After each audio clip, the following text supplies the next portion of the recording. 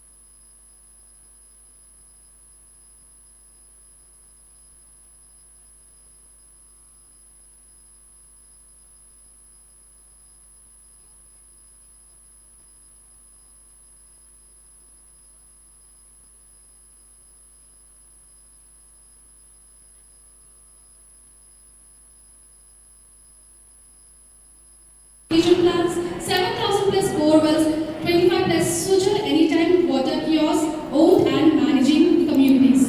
Thank you, Pratapana. Well, now I take the honor to invite an eminent personality who is among us. Popularly known as Clothing Man for the World and also a recipient of the Brahman Magsaysay Award. Well, you got it right. It is none other than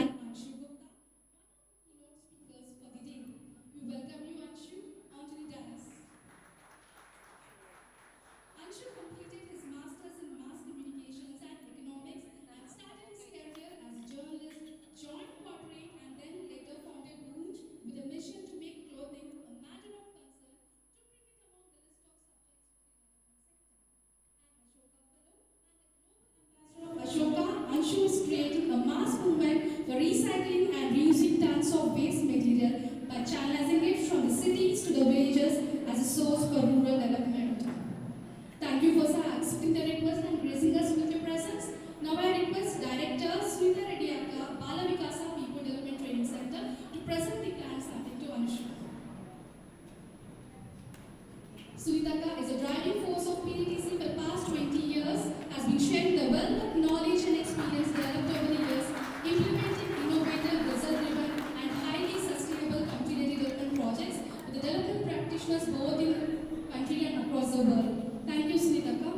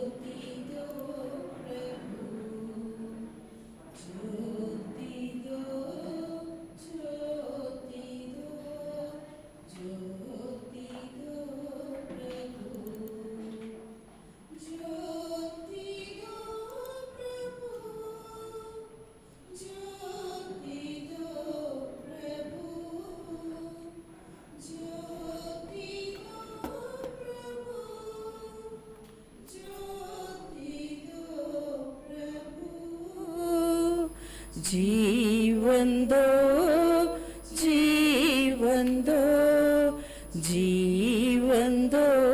प्रभु,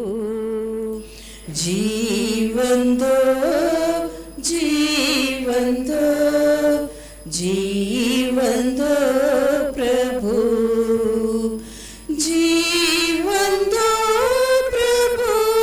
प्रभु, जीवन दो प्रभु, जीवन दो प्रभु, जीवन दो प्रभु, ज्योति दो, जीवन दो, शांति दो प्रभु, ज्योति दो, जीवन दो, शांति दो प्रभु, शांति दो प्रभु.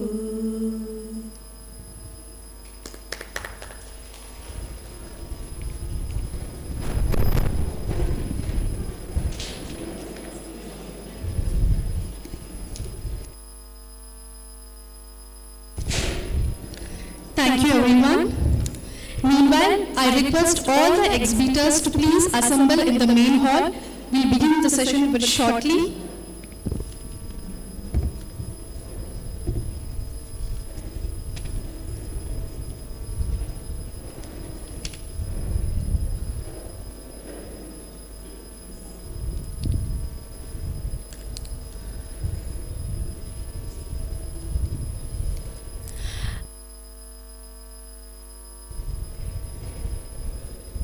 I request all the exhibitors and volunteers to please assemble in the main hall.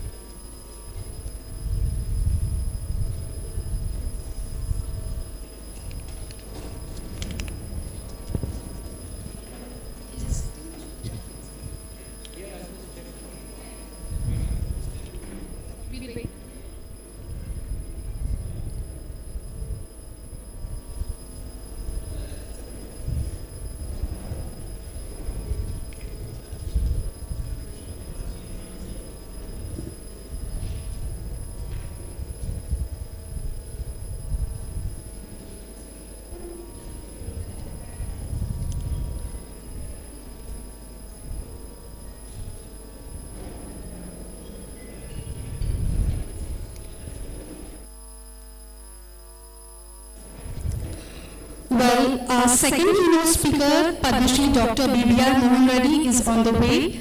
So, please bear for the delay.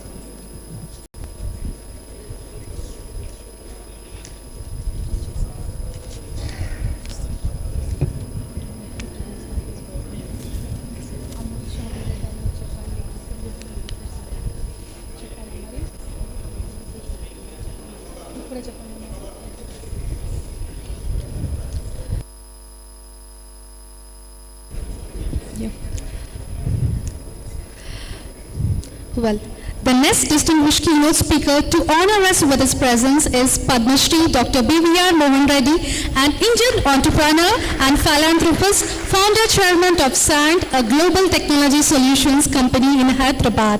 Mohan Reddy is also a proactive industry champion and promoter of the Indian startup ecosystem. He is a sought-after mentor. He is a patron of social initiatives, especially in education and community development, and advocates for business-aligned social innovation. He is a champion of digital literacy and empowerment for youth through several education and skill-based initiatives. He also authored Engineered in India From Dreams to $1 Billion Sand, a story of a young man who steps out of the presence of IIT Kanpur in 1974 with a dream in his heart to become an entrepreneur and contribute to nation building. Well, the ones who's interested to purchase this book, it's available in our stores, so please do have a look at it. And I request Lata Dodda, Senior Manager, Women Empowerment and Model Village, to present the plant sapling to serve as a token of a warm welcome.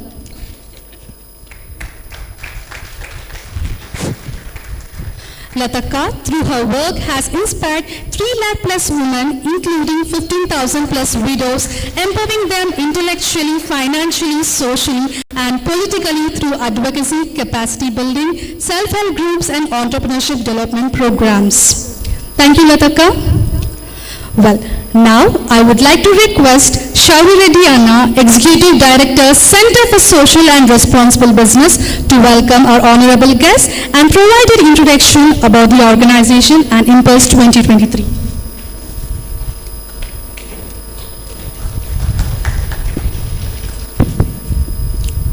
Very good morning to all the dignitaries on the dais, and special welcome to all the participants coming from variety of sectors like startups, CSR, NGOs, incubators, mentors, investors coming from almost 6-7 states across the country. So a special warm welcome to each one of you to be part of this Impulse. Before I start, how many of you are coming for the first time to this campus? Majority are first time to campus. So welcome to each one of you. And how many of you heard about Bala Vikasa before this Impulse event? Can you raise your hand? Those who heard about Bala Vikasa? Very, very few. Okay.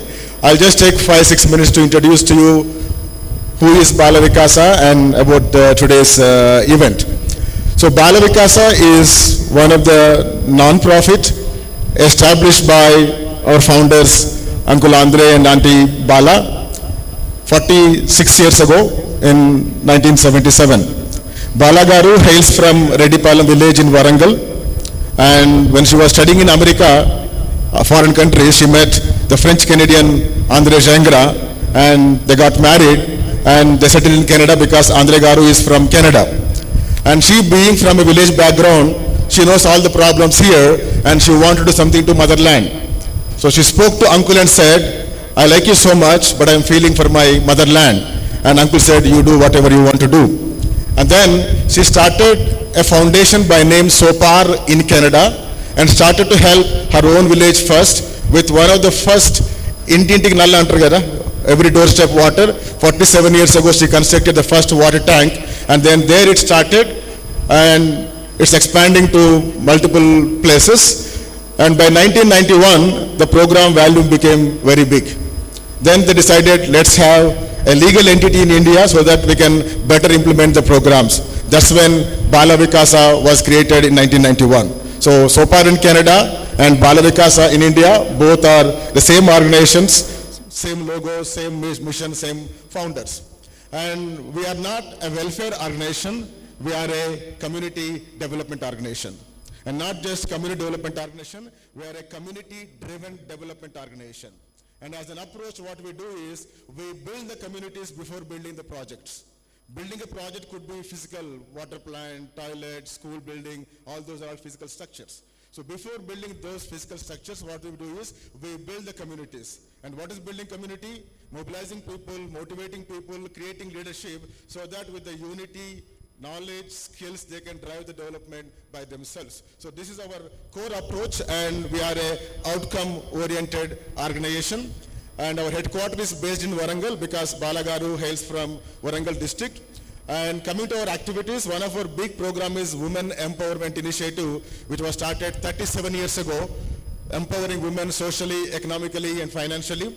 And we have reached 1,600 villages More than 3 lakh women are empowered through Bala Vikasa interventions, and we have 20,000 widows who are being socially and economically empowered, and 1,600 orphan children. And we also supported 560 government schools through Vidya Vikasa Padakam by improving their infrastructure, quality of education. Then coming to the water sector, we are one of the biggest non-profit in India. We are the pioneer in India to design the first community water plant, 2 rupees 20 liters 20 years ago, especially in Telangana, which is suffering with a lot of fluoride, the fluorosis. So we created India's first community water plant, which was providing 2 rupees 20 liters. And today we have established in 1,500 villages, and every day 30 lakh people drink water from our water projects by ATM smart cards. And then we have constructed 7,000 borewells, 450 overhead tanks, and 120 solar-based tribal water projects, and India's first urban water ATM. Walking in the street, you go to water kiosk of Bala Vikasa, you put 1 rupee coin, you get 1 liter purified and chilled water. India's first urban water ATM. And then coming to the agriculture, we have pioneered tank irrigation system, where we have renovated 800 irrigation tanks, which became an inspiration to Telangana government to launch Mission Kakatiya. And we have created one of the best model villages in the country called Gangadevipelli, which is taken as example by Prime Minister Modi or our CM KCR Garu to launch Gramajyoti scheme. So like that, we have 1,500 farm ponds promoting organic farming in 35 villages, and we have created India's first community dairy hostel, Gai Ke Liye hostel, right? We did in 8 villages, which is very innovative model, and stainless steel banks to avoid plastic. Women are having stainless steel cutlery banks. So like that, we have so many innovations, high impacting programs. Today, our programs spread in 9 states, reached 8,000 villages with 350 staff and 23 field offices located in different parts of the place. If you look at our journey, at least 6 programs of Bala Vikasa became models for NGOs, corporates, and the governments. So that's our journey. And while doing this 20 years ago, our donors from Canada, America, who are funding Bala Vikasa, they said, you are very highly impacting our nation. You have very good practices in development sector. Why don't you train other NGOs in development sector? And then we started a training center called People Development Training Center. And today it is conducting training programs from 1 day, 2 day, 3 day to 1 month. And we have received participants from 86 countries. NGOs, government officials, we trained almost 4,000 NGOs from 86 countries. So in this way, we are a globally inspiring development organization. So that's second vertical. And the third vertical is this campus where you are, the Center for Social and Responsible Business. Having 4 decades of implementing experience and having 2 decades of building the capacity of non-profits globally, we thought we are in a better position to train even the corporate sector, which is now coming with a lot of CSR interventions. They have money, but they have no methodology because it's not their core strength, right? It's like, they have a chicken, but they don't have a recipe of making nice chicken curry, right? So, and we have the recipe, the best paradise recipe, right? In Hyderabad, why paradise biryani is special? Because the recipe is different there, right? Same chicken, same rice, but recipe is the one which is making it different. So Bala Vikasa recipe is well acknowledged. So we want to provide advisory, consultancy, and capacity building to corporate CSR teams, plus incubate the NGOs who are CSR implementing partners. So that's one activity from this campus. And the second activity is incubating social startups. And why to incubate startups? Because startups are now solving the problems which are not possible for the governments or NGOs through traditional development projects. So helping a startup to create a solution or a product to solve the social problem is for impacting society. So Bala Vikasa is in the business of impacting society. So whoever is contributing to impact society, we are trying to collaborate with them. So we wanted to become one of the leading startup incubator in the country. Right? For that purpose, we have created this huge facility of 20 acres with 140,000 square foot facility. So as part of our mission to promote social startups in the country, we, for the last 4 years, we have incubated about 40 startups, and we just launched another cohort of 10 startups. So we want to become one of the key players in the ecosystem, and for that reason, we are conducting Impulse. This is our second year. Actually, this center was started 3 years ago. Unfortunately, 1 month after inaugurating the campus, COVID. So 2 years we couldn't do much. So immediately after COVID, last April, we had our first Impulse, and this is our second Impulse. Lot of programs are aligned, and we have partners like TSIC, Shanta, who is the CEO of that, and we have more partners. Our director, Rahul, will talk about that. So once again, I welcome each one of you. Enjoy the day. Make it a very interactive networking and learning. We have so many good sessions by one of the most wanted and highly reputed speakers from across the country. Okay? So once again, welcome and enjoy the day. Thank you so much.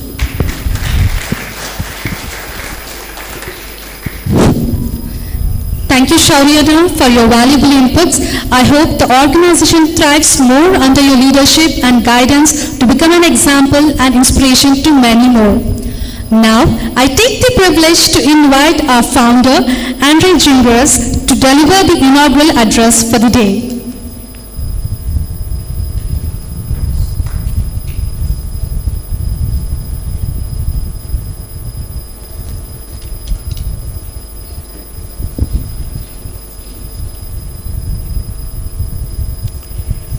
My dear friends,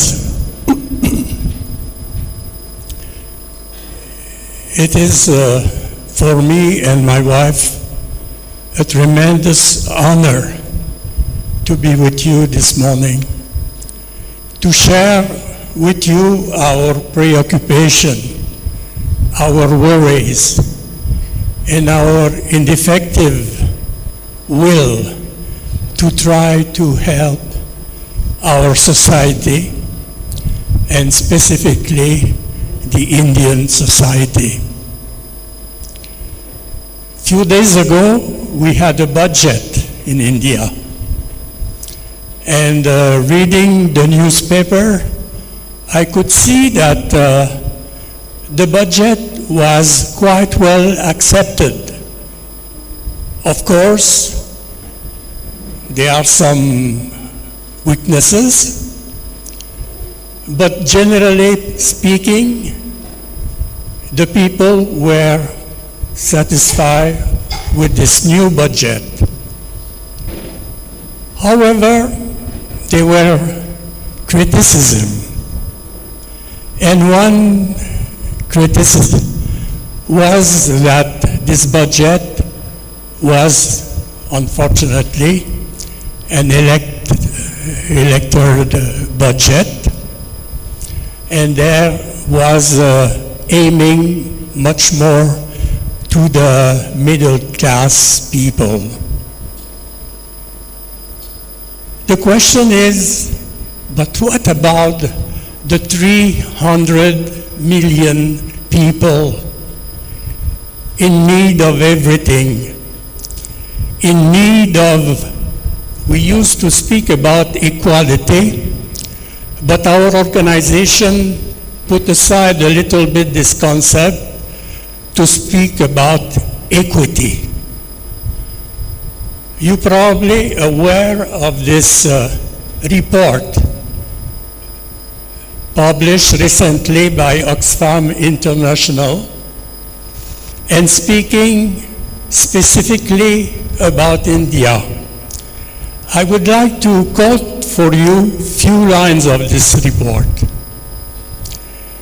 It is entitled, "Discrimination in India."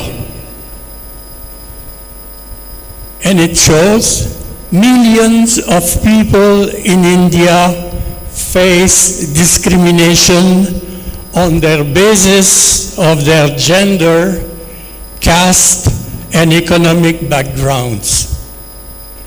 These interwoven and complex inequalities further divide our societies and make the voices of millions go unheard.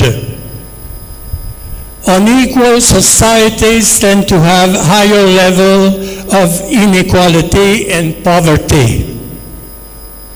We are working to end discrimination in Bala-Vikasa. We are working to end discrimination and inequality. We are here to beat discrimination and inequality. We believe in creating a society where people are not forced to fight for their right to life and security, to be heard, right to education, health, shelter, food and water. All people of India should live as equal and not only should face discrimination in realizing their rights. We believe the time to act is now. Bala-Vikasa and our team are strongly convinced that the problem of inequity has to be faced right on. And this is why in 2013 we decided, with the founder, but with the team of Bala-Vikasa, to go a little further in our commitment for the poor. As Shoradi, the executive director of Bala, mentioned to you, we did many good things, I think. But in 2013, we decided to go a step further. And that's why we started to launch the idea to work with the private society.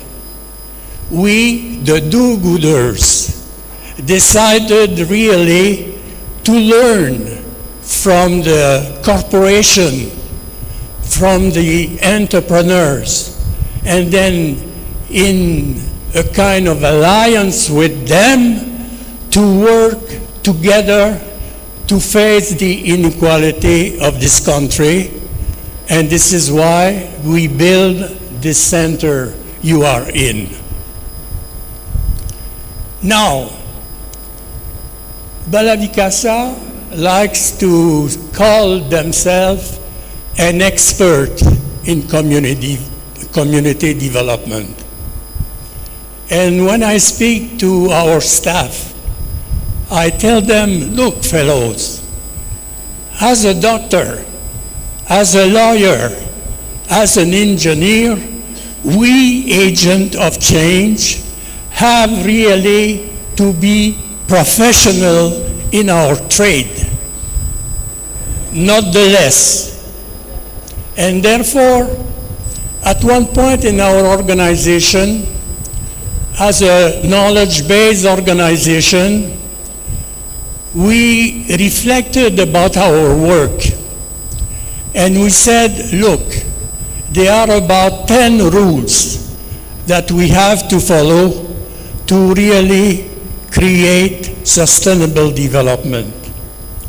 And in 2013, we set those rules that works at the grassroots level through our community development project can also be applied to the for-profit organization, for the corporation, for the entrepreneurs wanting to really do something for themselves, of course, but also for the society, and that's why we became involved in social entrepreneurship. And hopefully all of you understand the principle of social entrepreneurship, which start by our first rule in Bala-Vikasa: development is people. And reflecting about the situation in this country, sometimes we wonder Are the governments leading us really for the people? This is a question that each of us has to answer. But basically, we, Balavikasa, this NGO working for the good of the community at the grassroots, we are not talking about big community, rich community. We are talking about those 300 million people, poor people at the grassroots. And therefore, the first rule that we have is that development is people. And we entrepreneurs, and in our soul, in our heart, we are entrepreneurs for this society. We should have in mind, in heart, that development is first people. The people we meet at the village level, the people who are there working hard for their own equity, for their own justice. The second rule we have 10. I will not go into the 10. If you have a chance, you go in our network and you will see the 10 rule. But the second role is extremely important for us. Shoredi mentioned to you the impact that we try to have with the women at the village level. And therefore, the second rule is development is first women. And women are the key for development. This is what we believe in Balavikasa. This is part of our experience with the people, and we believe strongly in women as agent of change in their family, in their community. Yesterday, my wife went to somewhere in Hyderabad. She didn't tell me where exactly. But she visited 3 microcredits managed and created by women. They started very, very small. And now one of them, and my wife could explain to you more, one of them was saying, now I am worth about, I think she mentioned 50 lakhs. 50 lakhs with 10 and 15 employees in the business of confectioning clothes and things like this. And she was working with the people around her, the people of the community around her. This is a good example of what is really sustainable development at the social entrepreneurship level. Women are key. Of course, there are other rules. I will not go into it. But I would like simply to mention the last one for me, which is very important. Development is result. When we speak about development, sustainable development, we should always have in mind result and impact. And this is why we are, and this is why we exist. And this is extremely important. If Balavikasa has some credibility, it is because we always try for result and impact. And therefore, as entrepreneurs, when we deal with a community, we should try with all our resources to work for result, to work for impact. And it is only when this will happen, result and impact, that we will be really credible. Therefore, this is the message I would like to convey to you today. We in Balavikasa, we believe in the civil society, we believe in the for-profit society, because these are 2 aspects of the same coin. We, Balavikasa, can help the social entrepreneurs, the corporation, in working closely with the community. We know how. We are professional in this field. And I could speak about the approaches we have, using an asset-based community development approach, using appreciative inquiry to motivate the villagers, using NLP, neuro-linguistic programming, not only to motivate the people, but to motivate and change ourselves. Because to be an agent of change is not only working with other people, but it is to work on ourselves. And as social entrepreneurs, we have to work out our values. We have to open up to the society, to the world. We have to think about other. Of course, we have to live. We have to have certain resources for our own family, for ourselves. But doing so, we have to work with the society around us, around the people, around those who are without justice. Therefore, that's my message. Let's get together. I hope that during this Impulse 2023, we will speak about networking. We will speak about working together. One of the rules of Balavikasa is development is solidarity. Alone we cannot really do very much. But all together, in where you are, in what you are doing, in your social enterprises, if we put our strength together, our energy together, our heart together, things will happen and society, India will change. Because personally, I don't believe that the government can do very much to change the life of the 300 million people really poor. It needs a movement at the grassroots. And social entrepreneurs are at the grassroots. Balavikasa is at the grassroots. And therefore, my profound wish is to tell you, fellows, let's get together. Let's work together.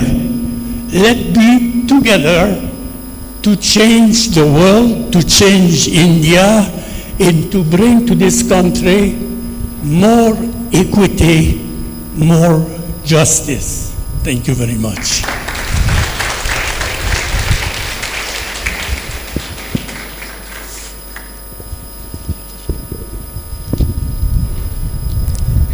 Thank you, Uncle, for your influential message. We are charmed by your sharp eloquence. I hope that today inspires ideas and discussions around the ways that we can make this world a better place to live. Now, I request Moses John Paul Roy Colley, Manager Communications, to felicitate our uncle and regenerers with a shawl. Moses, an alumnus of University of Hyderabad, currently heads the Communication and Multimedia Unit at Balavikasa. He is a development communications professional with progressive experience in working with multiple development organizations and departments of communication, strategy, filmmaking, content writing, digital marketing, design, and capacity building. Thank you, Moses. Well, the moment has finally arrived for which we've all been waiting for.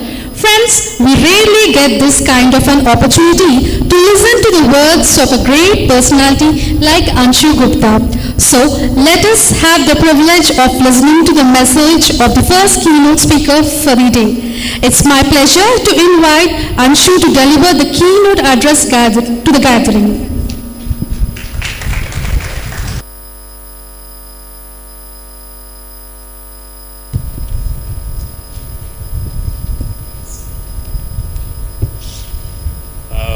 Thank you very much for inviting me here to this beautiful campus.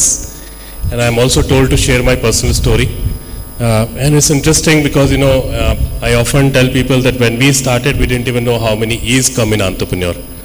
And then someone comes and tell you that you are a social entrepreneur. So it's that story. I am hoping that in 15 minutes I'll be able to challenge certain things. That's the role right now. I come from a very beautiful, honest, middle-class family of India. And I put honest here, which is the most important word for many of us. Because in those days we used to say that there are two different kind of middle class in India. One where you can make your own house by the age of 30, 35 or whatever. And the second middle class which can dream of a house or a home at the fag end of retirement or after the retirement. Father was a very upfront government officer, and we were just discussing over tea that by the time I did my 10 plus 2, I had changed 7 schools. I mean, that's one of the biggest proof of what I'm trying to say. And why I'm saying all this, because a lot of you are sitting here, a lot of young people are sitting here who are interested in this work, who are interested in the way forward as social entrepreneur. Maybe that is the reason I'm just sharing some of these seeds. So in some places where we stayed, financially we were able to afford better, but there was nothing better there. So if there is one school, that is the school. Financially you can afford better, but no, because there's the only school. So if I talk about a place called Chakrata, most of us don't know, but now Google can tell you where is Chakrata. In those days it was not possible. So the boy who is giving you milk in the morning, after 2 hours will be sitting next to you and is studying with you. And the most beautiful part of that upbringing, you have no concept of haves and have-nots, which I never knew, that this will help me in my process of growing in this particular field, because that is the school, those are the kids, and there are no separate schools.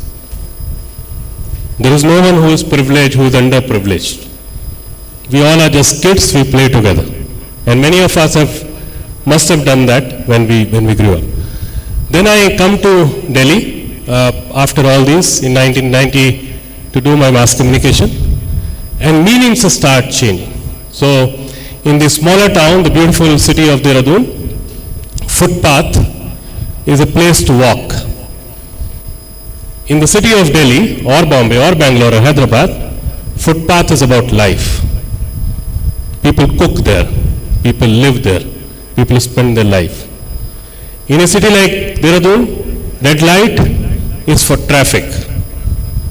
In the city of Bombay, Delhi, red light is all about business. People buy, people sell. So things started changing. And one thing which started bothering me was winters, the cold. Many of you now in these cities also have been experiencing, the chill, which we never used to 10, 15 years back. And why I'm sharing this, that how the ideas come, because I always feel that in this country, there are a lot of people who are working on issues, and there are a lot of people who need to work on the non-issues. Not the non-issues which are unfortunately created again and again, but the non-issues which exist. So the simple thing is that when you talk about car accidents, or when you talk about the road accidents rather, the only thing we think about is maybe lighting up road better and doing one more carpeting of the roads. Because we want to treat malaria. We don't want to kill the mosquito. And I am questioning that what if we just do a massive eye checkup of every single truck driver and cab driver? Can that not solve the problem of accidents? Instead of making more and more layers on the roads. So we went on this small mosquito issue where we found a lot of people shivering on the roads, and then my meeting with a family which unfortunately used to pick up unclaimed dead bodies for the local police, a very strange profession most of you might not be knowing, but we all need to think that every single city, large number of people across the globe die on the roads due to lack of various things, attention to medical, to accident, to suicide, to whatever. What happens to those people who come from the smaller towns in search of jobs? So this person, Habib Bhai, used to get 20 rupees and 2 meter of white cloth in those days, and I used to do my journalism to pick up the dead body. And in my conversation, when I started writing and I started spending a lot of time with the family, because this was a very strange profession for me as a journalist, he said that in winters his work goes up, and many times he has so much of work that he cannot handle it. And then I found that within 24 hours, in the range of 4 or 5 kilometers, where he was able to take his rickshaw, he was actually picking up 10 to 12 dead bodies. In the summers, it used to be 4 to 5. All of us sitting here are thinking that people are dying in cold, which I also thought, but later I realized, no, cold doesn't kill people, because if the cold kills people, I would have died. I survive, someone else dies on the road. It's not cold, but lack of clothing. That's the only extra thing which I had. Cloth, which you say, 3 basic needs, roti, kapda, makan, food, cloth and shelter, but then it remains a non-issue. We don't talk about it. Cloth is a disaster relief material. Kurnool saw trucks load of material when the flood happened. Or cloth is a very charitable object. When you don't need it, you give it. Second thing which happened, his little daughter, who was just 4 or 5 years old, in Hindi she actually said कि जब मुझे ठंड लगती है तो मैं लाश के साथ चिपक कर सो जाती हूँ. Why I am sharing all this? Because these are the realities. We still live with large number of non-issues which are troubling the larger population. A large part of the jargons cannot solve the problems. If by making business plan, we can solve the social issues, business people would have solved it. It doesn't operate like that. So when this girl says, when I feel cold, I hug the dead body and sleep, it does not trouble me, it does not turn around. You don't want to believe because of your own distorted lenses, because your curriculum has taught you that bodies are cold. You're not understanding the compulsion of someone. You're not wearing the lenses of people. When we get into this space, we cannot operate with our language and lenses. We have to wear the lenses of people for whom we are trying to work. That's how we understood the importance of clothing. We also realized that MDG to SDG to all kind of goals, you have 100, 200 issues from domestic violence to global warming, you will never find clothing written as a subject. A piece of cloth because of which all of us are sitting here. Very simple reality of life. So today, just to cut it short, we work in parts of 27 states. Clothing, all kind of old material is a new currency for us. We are about 1,500 people. Collect all the usable, non-usable, largely reusable material from the society, cloth, utensil, footwear, carpet, chair, wash basin, anything and everything. Goes through a very rigorous process of sorting and processing. Then thousands of villages we go. Do not do charity at all. And I hate charity. Instant charity is fine. Sustained charity robs people of dignity. The first thing which the charity takes away from you is dignity. And without dignity, you cannot talk about development. So the model is very simple, and maybe that is the reason people call us enterprise or whatever. This material comes, goes through a very rigorous process, as I said. Then in the villages, people identify their issues. A village says we want to make a road. Someone says we want to dig a pond or clean a pond. Someone wants to make a bamboo bridge.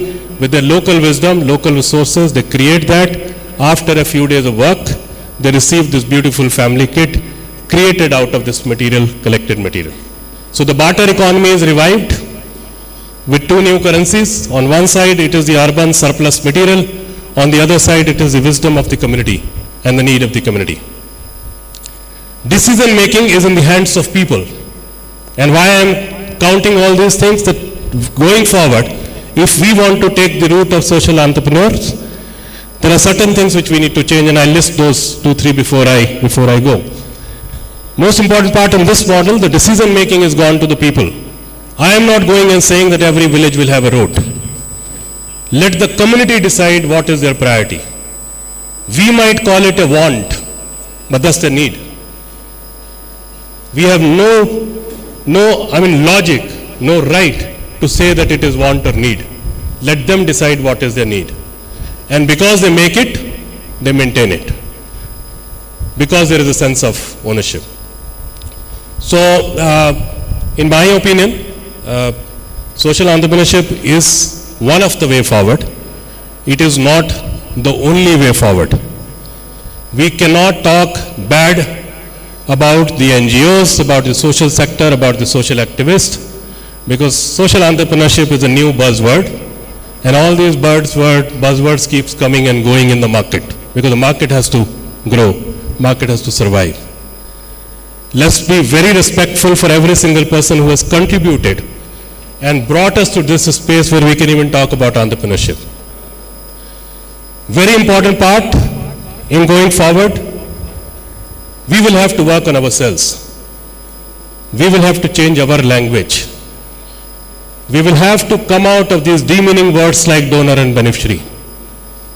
I am still wondering that if I give time, I am a donor.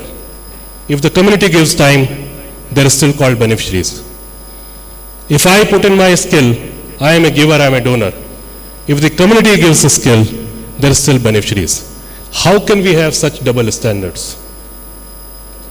And if I call myself donor, I will always be looking from an elevated stage. And I will always look down. We are not calculating the contribution of the communities with whom we are working. We come with big numbers, we tell what we have changed. We are not understanding, we say that we have impacted, lot of places where we go, people say 100,000 lives change. And I always question, I say, boss, in my life I cannot change my own life. How do I claim 100,000 lives change? I've just touched a small part of someone's life. That arrogance, that language needs to change in the way forward, because we have to be very mindful about the dignity. Very simple example, you go and buy a sanitary pad for your family or yourself, ultra thin sanitary pad, you ask for a black polythene or a newspaper. You go and give one sanitary pad to the community, you click a selfie or you click a picture. And I always wonder, what is the difference between that lady and this lady of my house?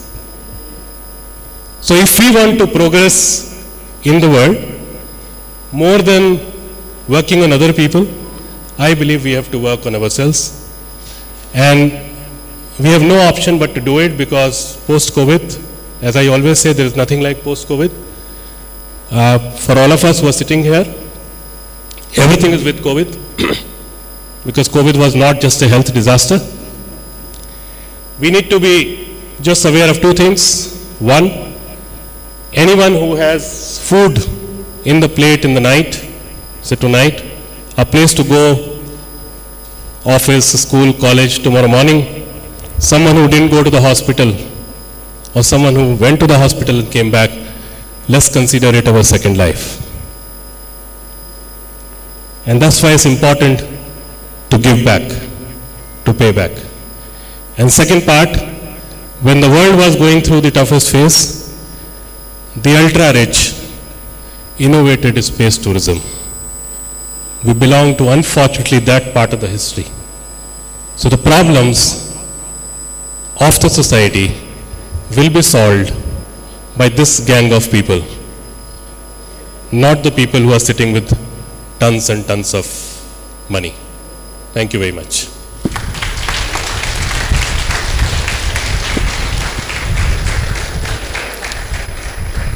That was an inspiring speech, sir. We are fortunate to listen to those valuable insights. Thank you.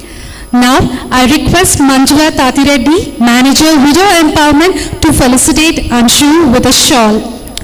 Manjula is leading a formidable movement to empower more than 15,000 plus widows, battle suicidal depression caused by social discrimination and exploitation, reject superstitious customary practices and overcome poverty through a series of counseling sessions, awareness programs and skill-based initiatives and advocacy efforts uniting all the sections of the society for the cause. Thank you, Manjula Akka. So now, let us have the pleasure of listening to the keynote speech of Padma Shri Dr. B.V.R. Mohan Reddy. We welcome you, sir.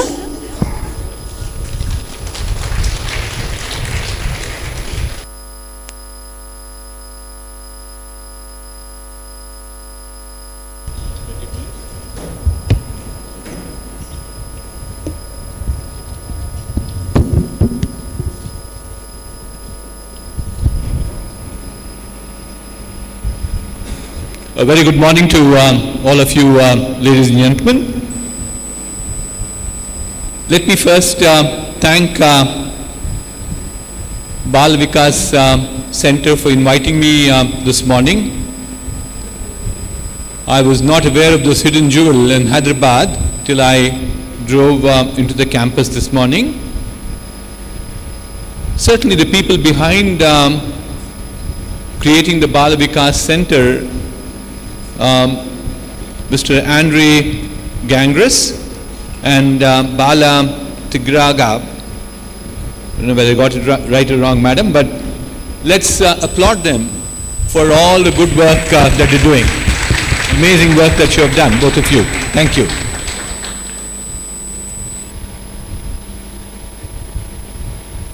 But I was told that, this is an event of social entrepreneurship, and I need to do a keynote speech today. So I put a few thoughts of mine together to present to you what I believe is a way forward for all of us. If you go and Google on a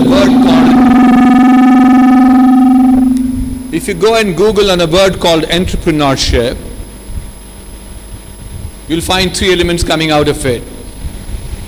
First one is, it's a business idea. Second one is, he or she who is the entrepreneur takes a lot of risks. And the third one is that they all have economic benefit as an upside for the effort they put in. You then go on to Google, what is social entrepreneurship?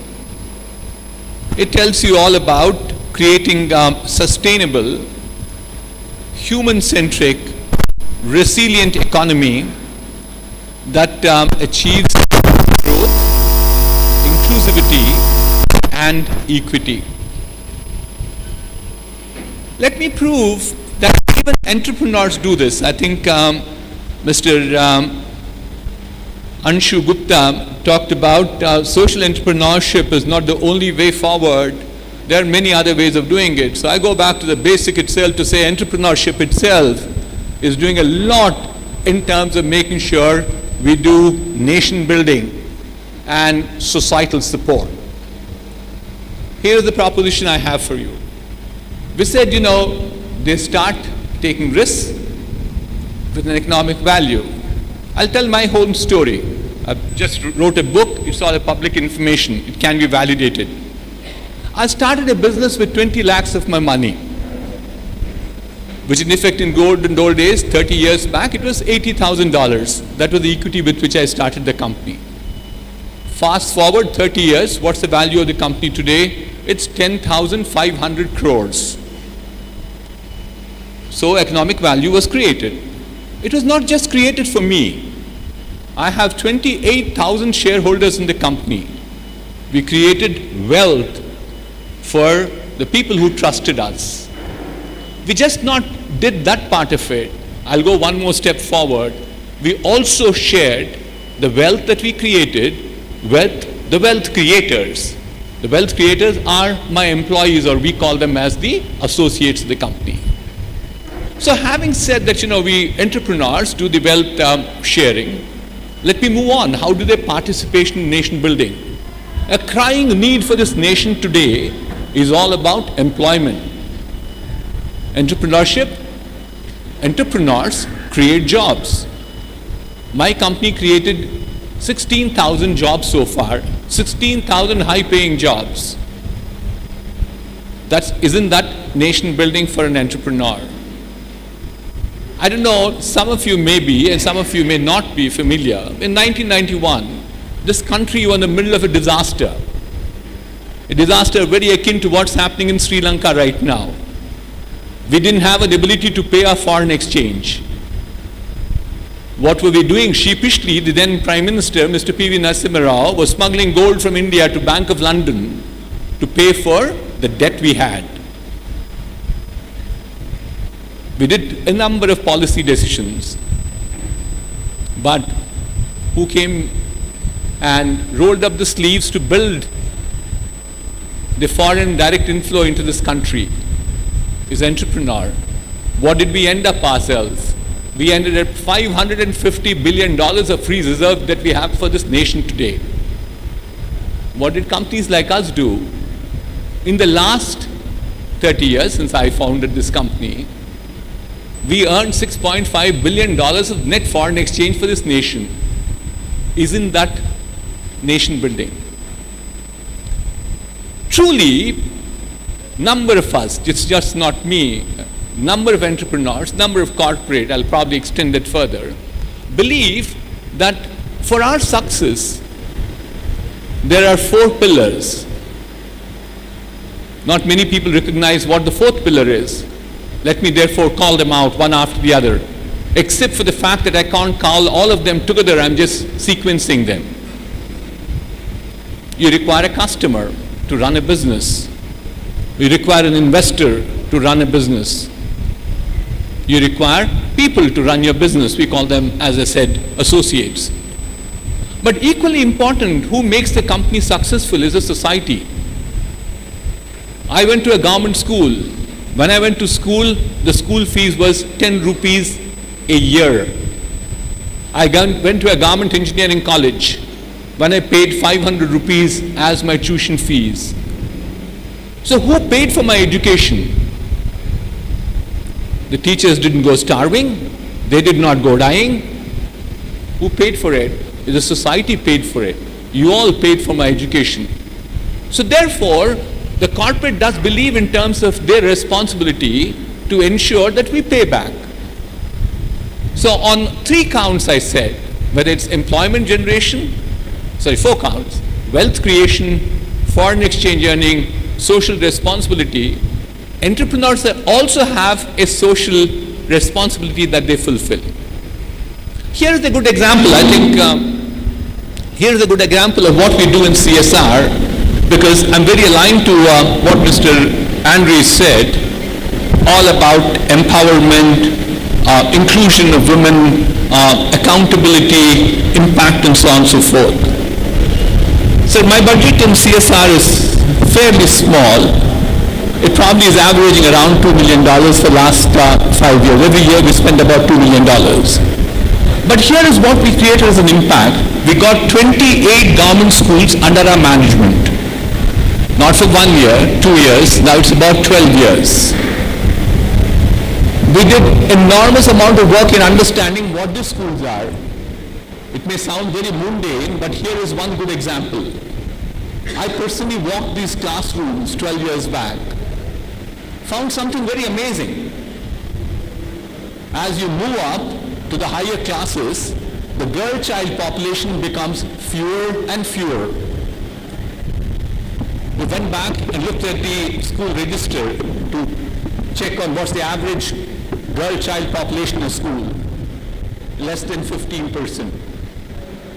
In corporate world, if we don't know of an answer, we do what is called as a relentless root cause analysis, RRCA. You ask this question, why 5 times? The same thing we did. Why is the girl child population is so low in schools? It may sound very trivial, but this was the answer. Taps in the bathrooms are stolen. There's no water in the bathroom, so the bathrooms are unusable. And my little girl child, the moment she understands what privacy is, she has only one choice to make. and that is stop coming to school, because she can't hold herself for 8 hours when she is in the school. So we went back and asked this question, why are the taps so stolen from the school? Because the chowkidar, or the so-called watchman, is not in the school. He is doing his own private work somewhere else. There is no compound walls for the school. So we went ahead and signed an MOU with the government. We built compound walls. We have our security group, security force, which works in all these 28 schools. 2 of them, 12 hours a shift. We did several other interventions. Mr. Andy has said, what's the impact? So I report back to you, the impact is, from a situation I had schools with 15% girl child population, I now have 54% of my schools have girl child population. That's what we have measured as the impact for us.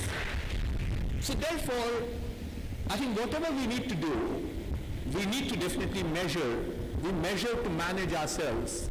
We took whatever we had corporate processes back into our social responsibilities. We took something much interesting. 2 more examples I'll give you. We took innovation into our schools. These 28 schools are loaded with computers. Amazing, fascination. We want these youngsters also to get more familiar with computer usage, computer libraries, and so on and so forth. Actually, the Finance Minister, Mrs. Nirmala Sitharaman, announced about National Digital Libraries Day before yesterday. 7 years back, I set up the first digital library for Mr. Venkaiah Naidu, the then Vice President of this country, in his school. And what we did was, we started putting these computers all around, not only the 28 schools, we now have about 56 schools in which we have digital libraries. One day it stuck to me saying that what happens to my hardware once the children leave the school at 3:30 or 4 o'clock in the evening? And my smart young executive came back and said, Mr. Reddy, it's very safe under lock and key. Was that the purpose of that hardware? We said, no, we got to put that to use. And here's an innovation. We got this idea. We'll put this to use. There's an initiative of Government of India called the National Digital Literacy Mission, NDLM. So we run our schools, all the 28 plus this 56 which are with the digital libraries, as NDLM centers from 4 to 8 o'clock.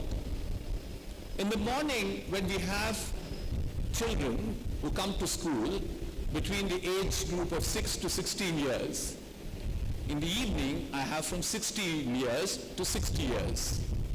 That's inclusiveness to me. Inclusiveness of women, accountability, and making sure that you have great asset utilization.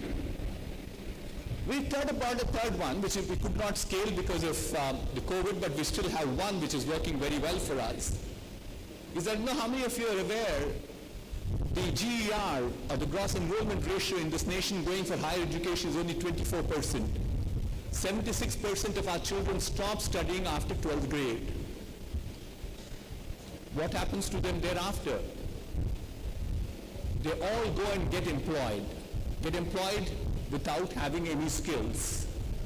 They are very unhappy, they get very poorly paid. The employer is very unhappy because they are not productive. So what we did is we thought about this very seriously and created the first urban micro-skilling center. It's in a place called Papirediguda, which is very close to Ramchandrapuram. What are we doing? We got 6 skills. Who are these people who are skilling? Again, my girl child population.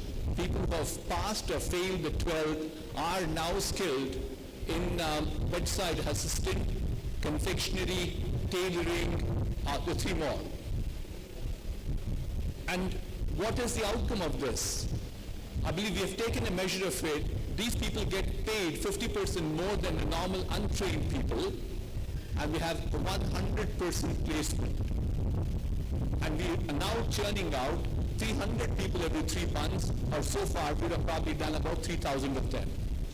So therefore, entrepreneurship, which moves into corporate world, certainly is equally important as the social entrepreneurship. And to me, I'll start with my last comment. is all around how important entrepreneurship is for this nation. I'm sure everybody is familiar with this word called demographic dividend. Very briefly, demographic dividend is if 51% of a nation's population is in the age group of 16 to 65 years, that nation is supposed to be enjoying demographic dividend. And so what's the outcome of demographic dividend is that nation has young population. India, the average age is 29 years right now, compared to 37 in China, 39 in the United States, and so on and so forth. So that the young population countries are supposed to be very vibrant, and they would have an economic growth which is faster than any other country. That is what the outcome of a demographic dividend is. Proof of the matter, South Korea had this advantage. Thereafter it was Japan, and the third one was China. India has right now 62% of our population is between that 16 to 65 years. But here's the catch to it. This also means that we put 1 million people in the streets of India every month for jobs, or it's 10 million people every year, or 100 million jobs are required in the next 10 years. It actually, the demographic dividend will go all the way to 2037, I guess, somewhere around that period. So the result is, and so therefore jobs are very critical for this country. And there is evidence at this point of time all around the world that only 40% of net new jobs get created by existing large companies.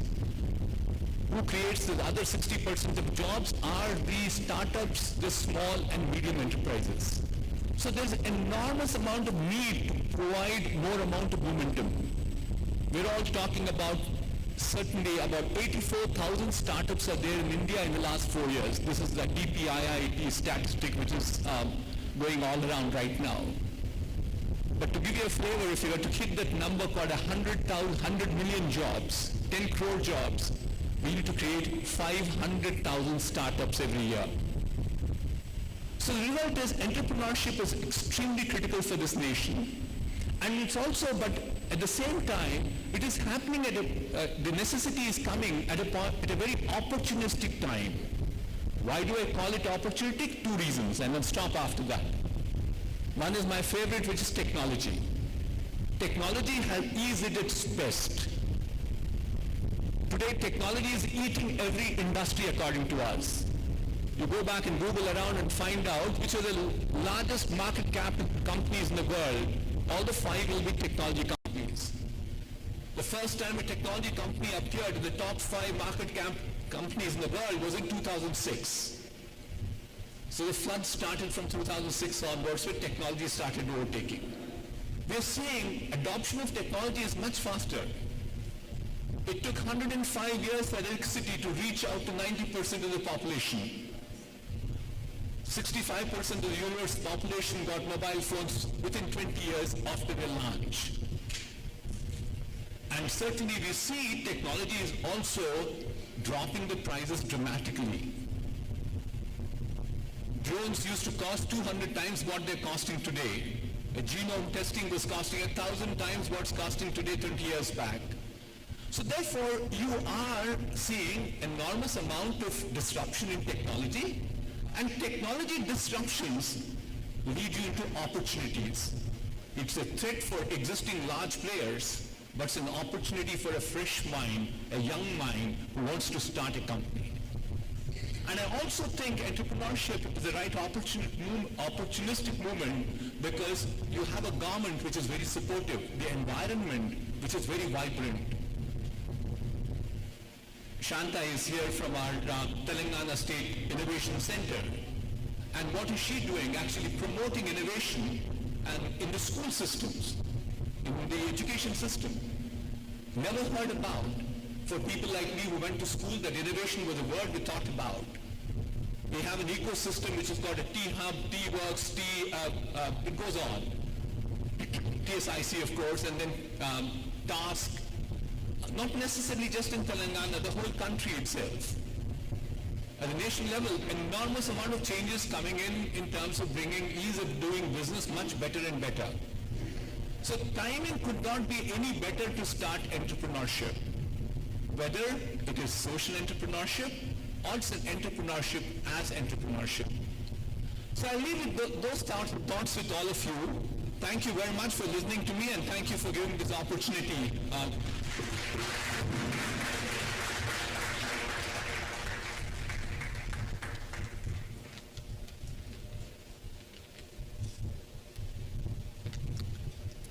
That was a motivating session, sir, and we are very privileged to listen to those wonderful words, especially on practices for increasing girl-child enrollment in government schools, which would definitely provide equal rights and opportunities to girls and young women in the country.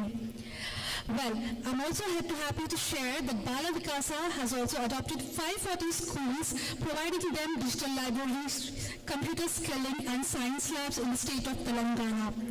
And I'm very glad to say, Sir has authored a book, Engineered in India from Dream to $1 Billion Sand, which is now available in our stores. And as part of the Meet the Author session, Sir would be available in our executive room and would be signing the book who is going to purchase. So don't miss this golden opportunity. Now, I request Tirupati Pitala, Manager, Water Conservation and Sustainable Agriculture, to felicitate Mohan Reddy Sir with a shawl. Tirupati Anna is championing farmer-led water conservation and helps 70,000 plus farmers and their families benefit water conservation activities at the grassroots to the desiltation of 800 plus irrigation plants and construction of 48 plus farm ponds. Adding more, he is instrumental in motivating 600 plus farmers shift to organic farming, which help maximize their profits and produce healthy food for sustainable agriculture. Thank you, Anna. Now, I request Ms. Shanta Tautam, Chief Innovation Officer, Telangana State Innovation Council, to talk about the various initiatives benefiting the startups and social entrepreneurship ecosystem enablers. Thank you. Good morning, everyone. Warm welcome to the second edition of Impulse, and I'm so happy that Telangana State Innovation Cell is partnering for the second time to put together this wonderful summit with the Bala Vikasa. So we heard our keynote speakers talking and sharing thought-provoking insights with us today. For the first time, in fact, after a couple months, I sat very relaxed and was kind of listening to all these thoughts.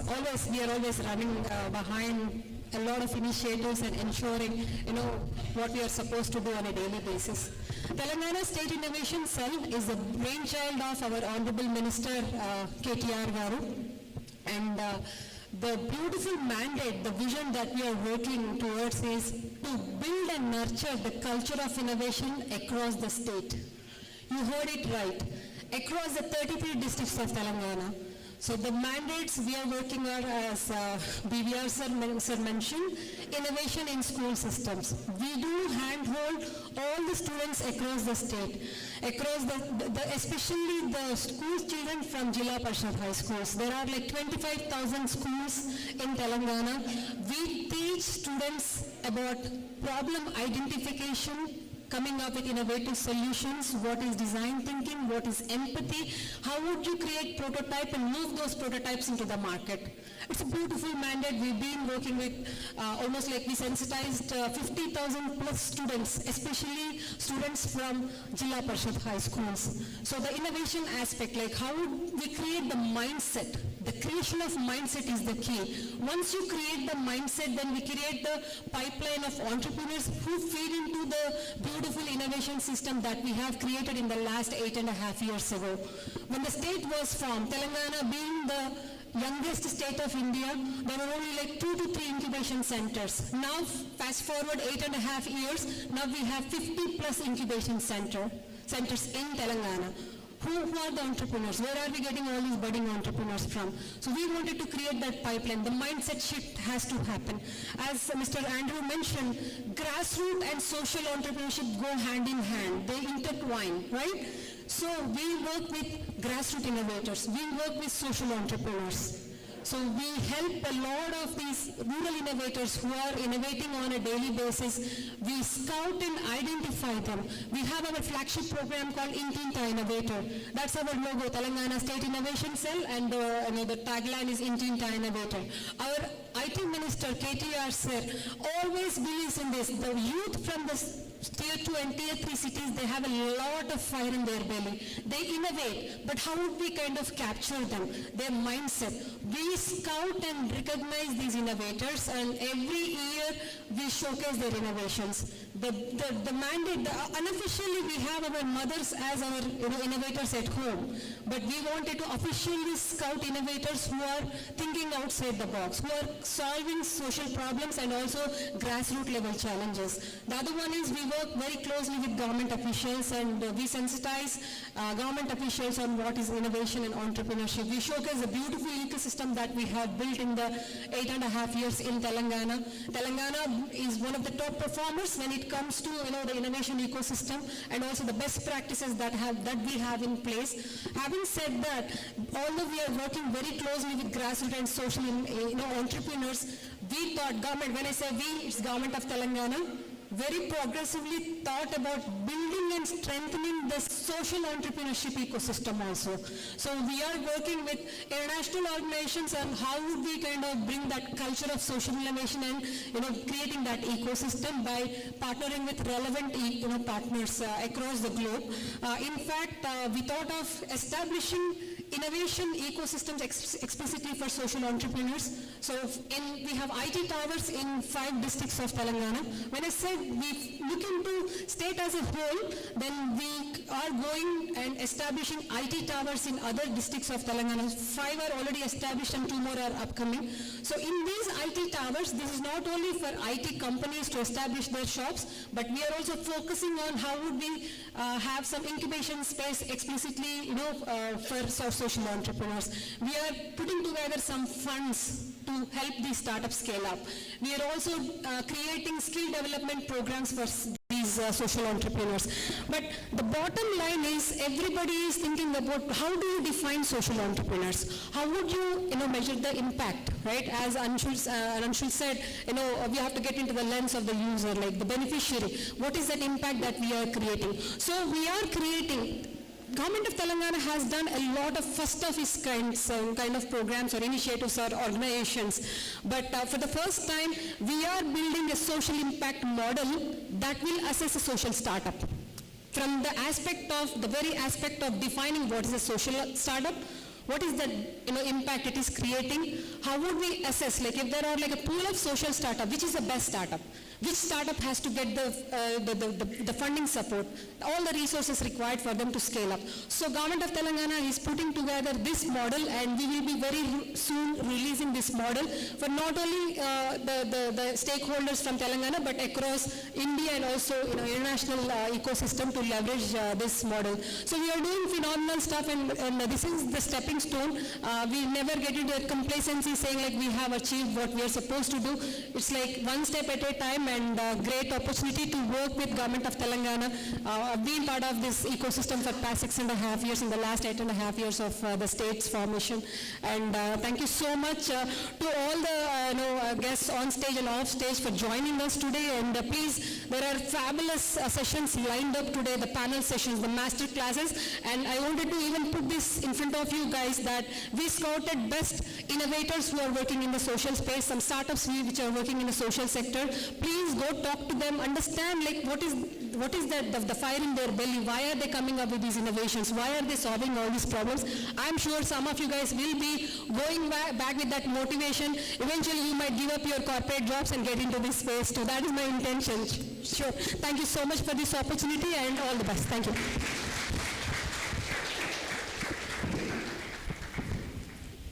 Thank you very much, ma'am. I'm sure a lot of startups and young entrepreneurs over here will be able to benefit to the kind of initiatives you shared and your words.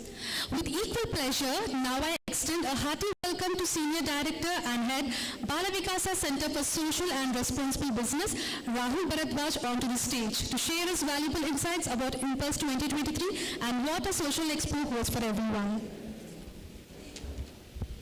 Thank you, Amoga. Welcome all. I am still nervous getting in front of the audience. So the tendency, the basic nature has not changed much. So I still get very nervous. I still get very conscious of what I'm going to speak. So I follow a principle that I speak from my heart. So first of all, a very warm welcome to all the guests at our stage. They are all representing different forms of impact creation. Why we wanted to have them here was because we also don't believe that there is one solution or there is a one way that we can create or we can find out the problems, find out the solutions for all the problems. Anshu mentioned that there are certain issues that people are talking about. There are certain issues people are not talking about. Maybe these are non-issues, or maybe they are the issues that are in the order of hierarchy, in the order of priority. They are not even there. So maybe the higher order issues or higher order problems are once solved, these issues will come to fore. And then Mr. BVR mentioned about the kind of impact that he has created. They both and our founders have taken very different routes, and there's a very strong personal connect with each approach or each solution they have put forward and created an impact. We are all humans. We all have different ways to respond to a similar situation. And then similar or different kinds of problems affect us differently. Therefore, there is no one-size-fits-all approach. And that's why social entrepreneurship will be defined by different people in different ways. And we are open for that. The idea is to create a platform where divergent views, contrary views, different approaches, they come together, they interact, and they find a meaningful way to collaborate and then create the impact. To address different kinds of requirements of a social entrepreneur, one day is not enough, even probably one life is not enough. And they all have achieved great things in life. We are just starting. Impulse is starting. We are all very young at this point in time. So they are all students of impact. They are all students of entrepreneurship. They are all students of development. So one day what we do today will not give you everything that you need to know. But the idea behind curating this event is to give you some kind of direction, some kind of way forward, so that you can find your own solutions, either on your own or in collaboration with others that you see here, you meet here. That's the idea behind putting up this event.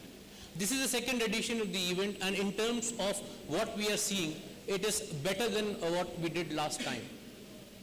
We committed a lot of mistakes last time. I don't see many of them being committed today. So that's a good achievement. I would say that's an improvement. And that's what we want to do. So please take time. Please absorb whatever is happening. Please learn. And one common theme that all three have spoken about is that in addition to changing or creating an impact, we need to change ourselves. So please take this opportunity to interact with one another and see if you want to change, or what do you want to change in yourself to be able to take your vision forward. I will now talk to you about what we have in store. We have two sets of activities today. One is the panel discussion, and one we have master class. They're happening in two different venues. And then we have expo running all throughout the day. In panel discussions, we will cover different aspects which are relevant to both entrepreneurship, creating impact, managing leadership, and talking about the impact investments. Please see the schedule, please plan your day, please engage in discussions, please engage in learnings. And then we have 3 master classes. Again, they're not going to give you all the knowledge, because one lifetime is also not enough to understand. But please take full advantage of all what is flowing around, all what you can capture, and all what you can relate to. And then give us the feedback so that we can come back better and stronger in next edition. Yeah? So thank you all. Thank you, warm welcome. I think it's a good number to see, and let's hope to catch up with most of you during the day. Okay? Thank you. Thank you very much, Rahul. And adding to Rahul's words, I would like to share a few pointers with all the participants over here. The event is divided into 2 zones and an expo. Activities in Inspire Zone include panel discussions on business growth and social impact, role of leadership and networking, demystifying impact measurement for social enterprises, social startup incubation, the way forward, taking stock of impact investments in India, and sourcing talks. And the Impact Zone will hold communications and networking for social startups, master class on social stock exchange, business models for social enterprises. The expo will be held in the corridors. You can refer to the agenda given to you for further information on where any session is being held. Lunch will be held between 1:30 and 1:50 p.m. and tea will be served here in the same hall after the inauguration ceremony. So feel relaxed and have tea. Few more pointers. Choose the sessions you would like to attend prior to the ceremony to ensure you reach the respective venues on time. Ensure you attend at least 2 events that will prove beneficial to you. Drop your business card in the drop box in the networking board if you want to collaborate with Center for Social Responsible Business in the future. Use the networking board to find people you want to connect with. And it is advised that participants go for lunch and tea breaks in batches to avoid crowding. And a very small request, we request all the participants and exhibitors to reuse the water bottles to reduce the plastic wastage. Water fountains are arranged at the various places in the venue. And now we will proceed to the inauguration session. I request our founders and our keynote speakers to please come forward for the inauguration ceremony, which will be followed by the panel discussions.